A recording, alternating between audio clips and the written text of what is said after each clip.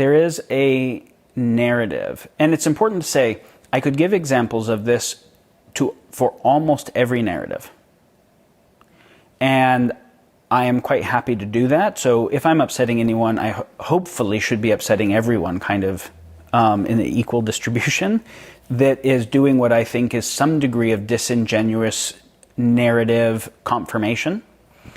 So let's look at the worldview that I would call kind of naive techno-optimism or techno-capital optimism. And we can see,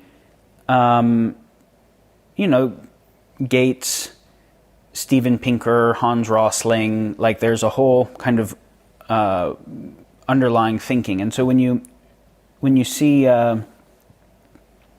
statistics quoted by Hans or John Mackey or whatever that say the world is doing better than it's ever been because in 1850 X percent of people lived on less than $1.50 a day, and now only this tiny percent live on less than $1.50 a day, therefore abundance is going up, and that makes a better quality of life for everyone.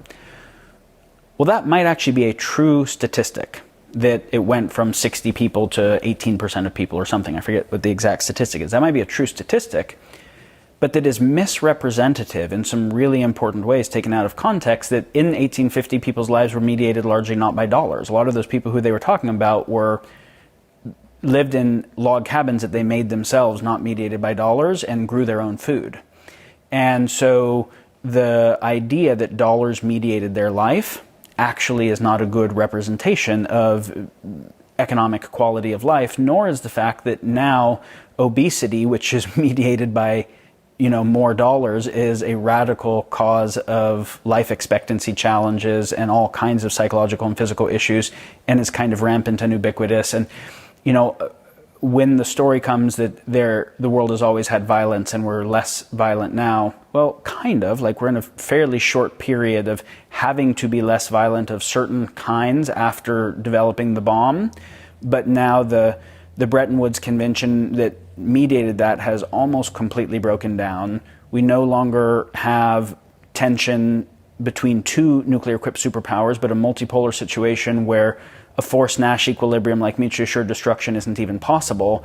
The tensions in the situation are heating, and yeah, we never had weaponized AI drones before, right? We didn't have CRISPR-based bioweapons. So, the fact that there might be less violence of some kinds at the moment, but radically more violence capacity and less ability to do anything effective towards it while orienting more towards it, is a stat that's not being, it's not a stat. You can't even make a proper stat on it. It's a trend line that isn't being paid attention to, nor is the radical amount of species extinction or coral bleaching or microplastics in the ocean or rampant addiction rates or etc. So I can take a true statistic out of context of all the things to assess and say quality of life is getting better.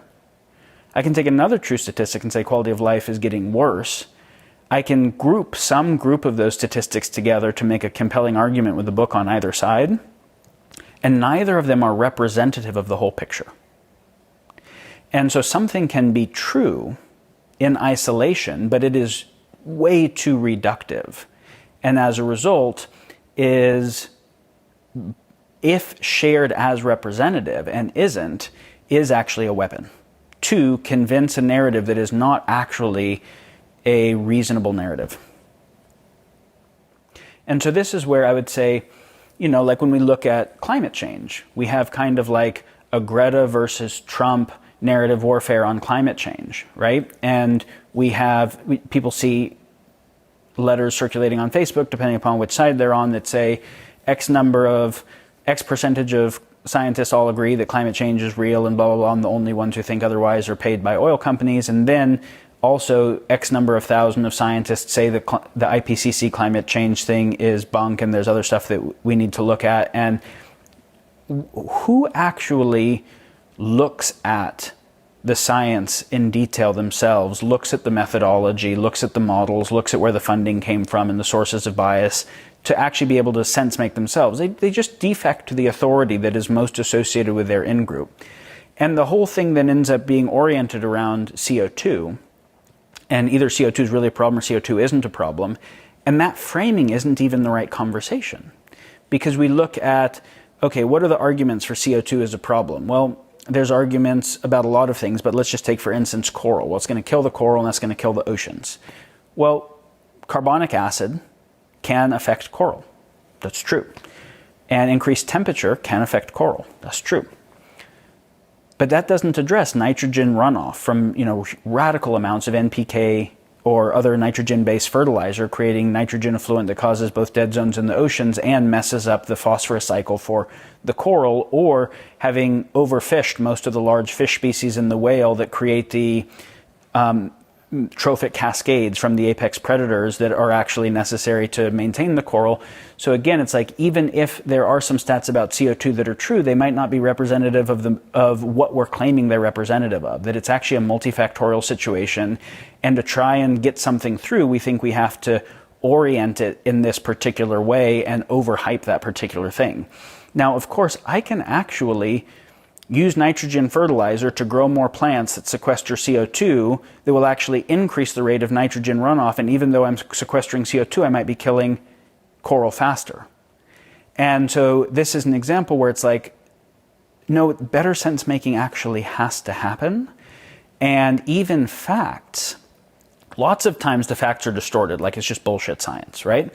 But sometimes the facts aren't distorted. The fact is true, but is one out of lots of metrics that matter, or taken out of appropriate context where it is so not representative that the solution that is recommended is totally an appropriate solution.